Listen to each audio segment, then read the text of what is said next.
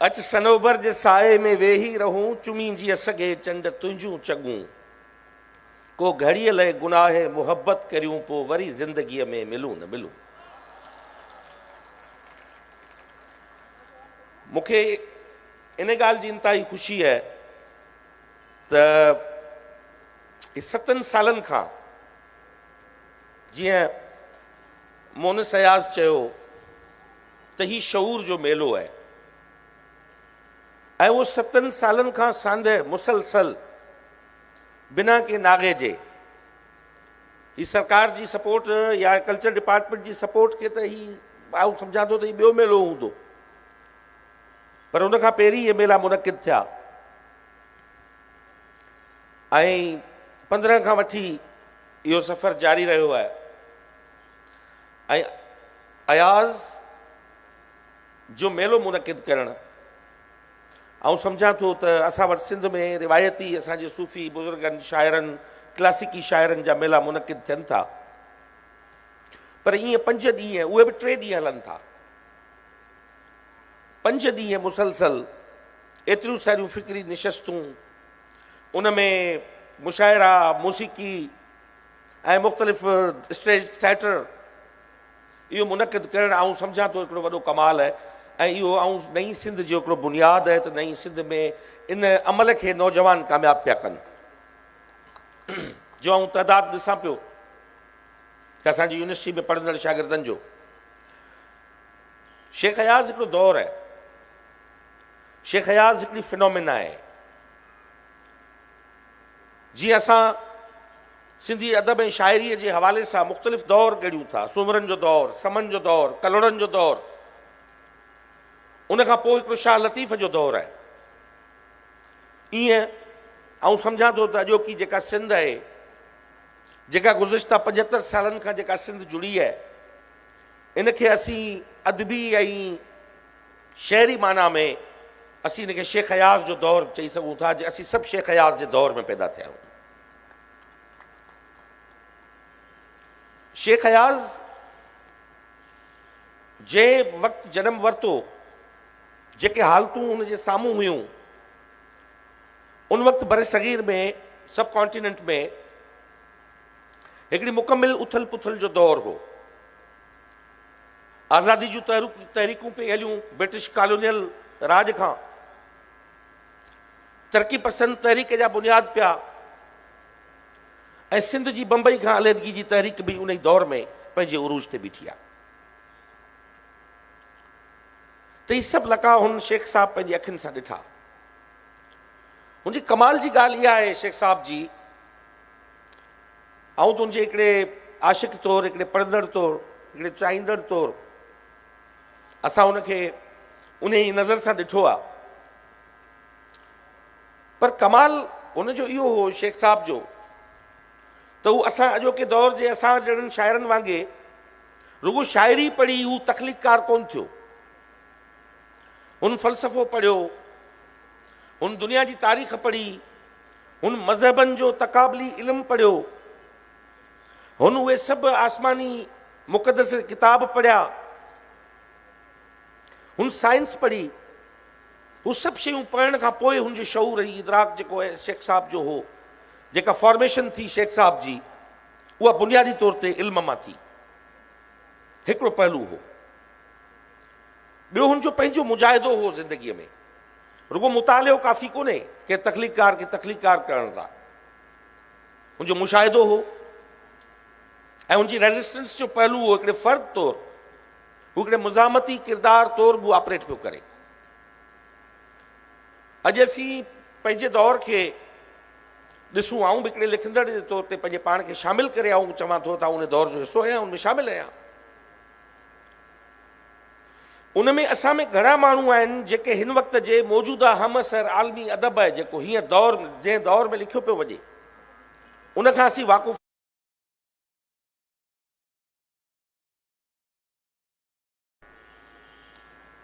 त शेख साहब जो पैटर्न आऊं सम्झां थो त हिकिड़ो आइडियल, हिकिड़ो मॉडर्न पैटर्न आहे, हिकिड़ी गाइडेंस आहे असांजे लाइ। असीं बि को बहितर दौर मां कोन पिया गुज़रूं। इंतहा पसंदी जी हिकिड़ी जेका बेमुई बला आहे, अदम तशद्दुद जी, अणसहप जी, ही सियालकोट जो कल वाक़ियो थियो आहे। इहो वाक़ियो छा थो 21वीं सदीअ में पेश करे? असांजे समाज जो या अॼोके मुआशिरे जो, अॼोके पाकिस्तान जो नक्शो कहिड़ो पेंट पियो थिए। त आउं सम्झां थो त जेके हिन दौर जा चैलेंजिस आहिनि, जेके कॉन्टेम्पररी हमसर दौर जा, उन्हनि खां आगाही रखणु तख़लीक़कार जो इहो बुनियादी कमु हुजणु खपे। न त उहा शेख साहब वारी ॻाल्हि थींदी त शाइरी रूह गरमाए नथी, मंज़िल मक़सूद खे पाए नथी। उहा तपिश कोन्हे जंहिं दौर में शेख साहब पार्टीशन थो ॾिसे, पार्टीशन में सिंध सां जेका वेदन थिए थी, सिंध जो सॼो इंटरप्रेन्योर क्लास जेको हो उहो हलियो थो वञे, शहरनि जा शहर ख़ाली थी था वञनि, असांजा लद पलाण थिए थी। उनखे पंहिंजी अखियुनि सां ॾिसे थो त सिंध जी इसेंस जेको हो, जंहिं गुज़िश्ता 5-6 सदियुनि खां वठी लतीफ़ जे सुर सामूंडी जा जेके किरदार हुआ, जंहिं दुनिया सां सिंध खे कनेक्ट पे कयो, जंहिं उहे आलिशान इदारा ठाहिया पे, जंहिं असांजी अर्बनाइज़ेशन जा बुनियाद पे विधा, उहे सिंध खे छॾे वञनि पिया। इहो अखियुनि सां शेख साहब हिकिड़ी ट्रेजिडी जेका ॾिसे थो, हुनखे ॻाए थो। दूर थींदा वञनि रोज़ जोगीअड़ा, तूं अञा पियो जीअं हायड़े जीअड़ा। दौर अचे थो 1 मिनट जो, त उहो ई शेख अयाज़ आहे, पंहिंजे दौर जे हालतुनि में सां गॾु बीहे थो। असां वटि हिकिड़ो ट्रेंड हलियो आहे त सियासत खां माण्हुनि खे एतिरो परे करे छॾियो, एतिरो एपॉलिटिसाइज़ करे छॾियो, माण्हू सियासत खां एतिरो बेज़ार थिए, सियासत खे गारगंद करण जो कल्चर पइजी वञे। असांखे ॾिसी तव्हां न सम्झो त इहा सियासत आहे। अॼु हिकिड़े वज़ीर खे ॾिसी सियासत खे बुरो चवणु, सियासत त बुनियादी तौर ते समाज खे जी तब्दीलीअ जी जो एक्शन आहे, अमल आहे, इज़हार आहे, रवैयो आहे। ऐं वज़ीरनि कबीरनि खे ॾिसी सियासत खे बुरो चवणु, ऐं सम्झां थो त उन सॼे माज़ीअ में, इंसानी तारीख़ में जेके सियासत जेके तब्दीलियूं आंदियूं, समाजनि में बहितरी आंदी, समाज तब्दील थिया, उहो सियासी अमल हो, उहो सियासी सोच जो हो। असां वटि हिकिड़ो ट्रेंड हलियो आहे, रियासत खे सूट थो करे, अॼोकी रियासत खे सूट थो करे त असीं एतिरा एपॉलिटिसाइज़ हुजूं, असां एतिरा डीपॉलिटिसाइज़ हुजूं, सियासत मां एतिरी बेज़ारी हुजे, जेको कन में न्याज़ पवर सां ॻाल्हि करिया त ॿियो चए अबा तूं कहिड़ी मुनाफ़िकी तूं पियो करी मूं सां। तंहिंजे करे हू गाफ़िल न हो अयाज़ साहब, पंहिंजे दौर में सियासत खां कचियल न हो, मुकमिल तौर ते सियासी माण्हू हो। दो के मुस्तक़िल तौर ते के सियासी पार्टी जो हिसो न रहियो, पार्टीशन खां के पहिरीं घणी का पार्टी ज्वाइन कई हुजई, पर मुकमिल तौर ते सियासी माइंड हो, सियासी दिमाग़ हो। 1 यूनिट जे दौर में जेॾी महिल एंटी 1 यूनिट मूवमेंट थी हले त उन में रूह थो फूके, मुकमिल तौर ते उनजी जान थी बीह थो रहे। सिंधड़ीअ ते सिर केरु न ॾींदो, संदो केरु मयारो यार। What is this? हिकिड़ी पूरी इंस्पायरेशन, कमाल जो माण्हू आहे। हिकिड़े वक़्त ते साईं जीएम सैयद खे मुतासिर करे थो, त ॿिए पासे ज़ुल्फ़कार अली भुट्टे खे मुतासिर करे थो, ॿिनि इंतहाउनि खे मुतासिर कंदड़ माण्हू। इहा छा सियासी सोच खां सवाइ मुमकिन आहे? अॼु असांजो नौजवान जेके असांजा पंहिंजा हम असर आहिनि, उनजी गुफ़्तगू या उनजी ॻाल्हि, उनजो ज़रूरु एंगर आहे, कावड़ आहे, पर जॾहिं हू ॿुधंदा आहियूं त हैरानगी थींदी आहे त हू कीअं माना असांजे समाज में हिकिड़ा बुनियाद जेके आहिनि सोसाइटीअ खे डीपॉलिटिसाइज़ करे हिकिड़ी यूनिक सोसाइटी करण जा, उहे कीअं गहरा थींदा पिया वञनि, असां उन ॻाल्हि खे रियलाइज़ नथा करियूं।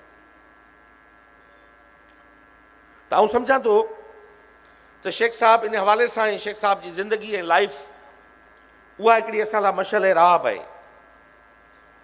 असीं ज़ाती तौर ते हलिया वेंदा आहियूं, साईं फलाणे माण्हूअ जो हलणु कोन वणियो, फलाणे जॻह ते रहीम सूमरे फलाणी गुफ़्तगू कई, इन करे हणी उनजे सॼे कम खे धोई छॾियो। तनक़ीद त आई कोन, तनक़ीद जा बुनियाद सिंधी समाज में ताज साईं पिया किथे आहिनि अञा। तनक़ीद त तालुक जो हसीन रूप आहे। सूफ़ी सादिक चयो आहे, ॿियूं छिनियो रोहनि सरतियूं ऐं गॾिजो रोआं मां। ॿियूं छिनियो रोहनि, असां वटि तनक़ीद कोन्हे, असां वटि या त तनसीख आहे, रद्द करे छॾियो, आउटराइटली रिजेक्टेड, या तकलीद आहे, अखियूं बंदि करे अंधो थी कंहिंजे पुठियां पवणो आहे, या तज़हीक आहे, या कंहिंजो मज़ाक उॾाइणो आहे। तनक़ीद त तलुक जो हसीन रूप आहे। ॿियूं छिनियो रोहनि सरतियूं ऐं ॻंढिजो रोआं मां, लहंदी अची का सुध ने सूर जी। इहो ॻांढापो आहे जेको असांखे नज़र कोन थो अचे। हींअर मूंखे कंहिं ॿुधायो पियो हले, यकी डिबेट पे हली, ऐं होसि कोन, मुल्क खां ॿाहिरि होसि एक्सपो जे करे दुबई में, त का डिबेट हली शेख साहब जे हवाले सां, हिते का शुरू थी, का वॾी डिबेट। मूं हुन में कुझु जेके ॿुधा त नुक़्ता आहे ॻाल्हियूं, ऐं असां सर्टिफिकेटनि जी फैक्ट्री थी चुका आहियूं। खीसनि में सर्टिफिकेट पिया आहिनि, बाबा मदद अली सिंधी गद्दार आहे, चई न्याज़ पवर गद्दार आहे, वफ़ादारी गद्दारी जा सर्टिफिकेट खीसनि में पिया आहिनि। जेॾी महिल चाहियूं उहो नालो मथां विझूं, जंहिं लाइ इशू करिणो आहे इशू करे छॾियूं। हिकिड़ो माण्हू ॾिसो, हुनजो दौरु ॾिसो शेख साहब जो, जेको कीअं पैदा थिए थो शिकारपुर जे शहर में। शिकारपुर जो उरूज उनजी अखियुनि जे साम्हूं आहे, शिकारपुर जूं हुस्नाकियूं हुनजे साम्हूं आहिनि। जॾहिं गुलनि वारी अचे थी, जेॾी महिल मालण जेका अची उहा गुल रोज़ ॾिए थी, इश्क असां वटि आराईअ जी आयो झोल भरे, कोई कीअं करे। मुंहिंजी लम्हे बि लम्हे inspiration, step by step inspiration, हू वधंदो थो वञे। असीं सर्टिफिकेट कढी था छॾियूं, फलाणो गद्दार थी वियो, फलाणे ही शइ करे छॾी। शेख साहब जो ॿियो आउं सम्झां थो त जेको दुनिया जो वॾो तख़लीकार आहे, मूं जेको पढ़ियो आहे नंढड़े हिकिड़े तिफ़ले मकतब तौरु, त जेको पंहिंजे दौर में, पंहिंजे हमअसर दौर में जॾहिं हू जीअरो आहे, तॾहिं हू समाज खे जे मुतासिर नथो करे, उन वक़्तु इंस्पायर नथो करे, हू उन वक़्तु इन्फ्लुएंस नथो करे, त हुनजो उहो इन्फ्लुएंस डिघो पधु नथो रहे। शेख साहब पंहिंजे दौर में इंस्पायर कयो, पंहिंजे दौर में इन्फ्लुएंस कयो। शेख हीअं कोन हो त असीं पिया चऊं त मोए खां पोइ असां शेख साहब जो क़दुरु पिया कयूं। शेख साहब सां वालियाना मोहबत जो इज़हार जिन हयातीअ में ॾिठो, उन्हनि बि उन दौर में ईअं कयो जीअं अॼु कनि पिया। माइकल हॉर्ट जॾहिं दुनिया जे 100 अज़ीम शख़्सियतुनि जी फ़हरिस्त पियो तरतीब ॾे, तॾहिं हुन रसूल पाक खे पहिरें नंबर ते रखियो। वेस्ट में क्रिटिसिज़म थियो, तनक़ीद थी त बा जीसस क्राइस्ट खे हुन कोन रखियो मथे, हू खणी आयो रसूल पाक खे पहिरियों नंबर, इंसानी तारीख़ जो वॾे खां वॾो इंसान करार ॾिनई। त हुन हुनजा हिकिड़ा बुनियाद ठाहिया, उन दलील में हुन ॻाल्हियूं चयूं, चई हू माण्हू जंहिंजे हथ में कुझु कोन हो, जंहिंजे चोले ते पेवंद हुआ, जंहिंजे चोले ते चतियूं लॻल हुयूं, जंहिंजे घर मां को हथियार कोन थो मिले, पर वार स्ट्रेटजी जो वॾो माण्हू आहे, वॾो ॼाणू आहे, जंहिंखे हथियार तलवार हलाइण कोन थी अचे, पर जंगी इल्म जो माहिर आहे, हिकमत अमलीअ जो माहिर आहे, ऐं पंहिंजे दौर जो बदतरीन मुखालिफ़ जेको ईसाई बादशाह आहे, उहो बि हुनजो मुतरफ़ आहे। ऐं उहो अबू सुफियान खे चए थो त जेकॾहिं तूं ॻाल्हियूं जेके मञी वेठो, हुनजो बदतरीन दुश्मन थी, जेकॾहिं इहे सभु हुन में मौजूदु आहिनि, त यकीनन he can be the profit, ही पैगंबर आहे। त हू पंहिंजे दौर में हुनजो इन्फ्लुएंस हो, ऐं इन बुनियाद ते दुनिया जे वॾनि माण्हुनि जी परख थी आहे त हुन पंहिंजी हयातीअ में जॾहिं जीअरा आहिनि, माण्हू ॾिसनि वेठा, हू जेको चए वेठो करे छा पियो, मुंहिंजे कौल ऐं फ़हल ऐं अमल में जॾहिं हू माण्हू ॾिसनि था, विटनेस कनि था, तॾहिं हुनखे कंहिं माण्हूअ जी अज़मत ऐं हुनजी वॾाई जा स्टैंडर्ड तय थियनि था। त शेख साहब जा पंहिंजी हयाती में सेट थी चुका। मूं तव्हांखे चयो त शेख साहब हिकिड़ो दौरु आहे, हिकिड़ी फिनोमिना आहे। शेख हयाज़ महज़ रुगो हिकिड़ो ईअं तख़लीक़कार कोन्हे, पर पंहिंजे पूरे समाज ते हिकिड़ो भरपूर इन्फ्लुएंस विझण वारो हिकिड़ो मुफ़क्किर आहे। शाइरीअ में 3 शयूं आऊं सम्झां थो त तख़लीक़ में हूंदियूं आहिनि, या फ़िक्र हूंदो आहे, तफ़कुर, या तख़युल आहे, ख़्याल आहे, टियों फ़न आहे। हाणे इन टिनि बुनियादनि ते फ़िक्र समाज खां अचे थो, तख़युल हुनजी इमेजिनेशन आहे, जंहिंमें नेचर आहे, समाज टाइनी पार्ट आहे, नंढड़ो हिकिड़ो हीअ टुबको आहे इंसानी समाज हिन पूरी काइनात में। ऐं शेख साहब जेकॾहिं तफ़कुर जे हवाले सां ॻाल्हि कयूं त इहो शेख अयाज़ आहे जेको पूरी रेज़िस्टेंस सां पूरे समाज में बीठो आहे, उन समाज खे बदिलाइण जा ख़्वाब अखियुनि में खणी अॻिते हले थो ऐं उहो ख़्वाब मुंतकिल करे थो पोइ जनरेशन में। इहो हुनजो तफ़कुर आहे। जॾहिं शेख साहब जे तख़युल ते असीं अचूं था त उते सनोबर बि आहे, उते चंड बि आहे, हू सॼे नेचर खे पंहिंजो ओन थो करे। वञो कंवेलियो वञो, वञी पीढ़ीअ खे चओ